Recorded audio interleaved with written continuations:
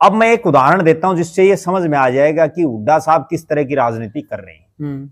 वो एक तरफ तो ये कह रहे हैं कि भाई हमने सीरियसली कहीं चुनाव लड़ा नहीं, ठीक है। दूसरी तरफ पूरे हिसार नगर निगम में 20 वार्ड है, जिसमें मेयर का चुनाव कांग्रेस बुरी तरह से आ रही।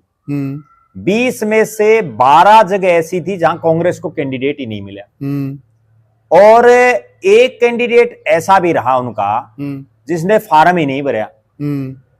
और उसके बाद ये हुआ कि जो कांग्रेस के खड़े थे या जो कुछ एक समर्थित थे, उनको भी कोई बहुत खास वोट नहीं मिल पाए। एक सीट वो जीते। अब जो मैं गौर करने वाली बात बता रहा हूं, भूपेंद्र सिंह हुड्डा हिसार में थे शनिवार को। अच्छा।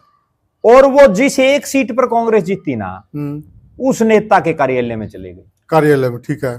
मतलब जहां जीते वहां तो ये क्रेडिट लेने के लिए कि हमारी वजह से कैंडिडेट जीत गया जी, ये हमारा आदमी है, बिल्कुल हुड्डा साहब पहुंच गए। ना वो मेयर के घर गए जो मेयर का कैंडिडेट था, ना जो लोग हारे उनके किसी के घर गए, बल्कि जाना तो उनको हार वाले घर जाना चाहिए था। भाई कोई बात नहीं, हार गया, अपने लड़ाई लड़ी, ठीक है, हार जीत लगी रहती है प्रजातंत्र में, नैतिकता के सब सांत्वना देने के हिसाब और से। जिस सीट पर वो जीते उस सीट पर वो जब ही पहुंच गई। तो इसका मतलब ये है कि अगर हार है तो भाई हम पल्ला झाड़ते, हमारा कोई लेना देना नहीं, और अगर जीत गए तो उसका क्रेडिट हमें है। ये सच्चाई है।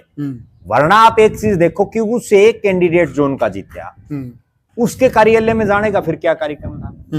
ठीक है बात, कितनी सीरियस बात है। अगर कोई समझने वाला हो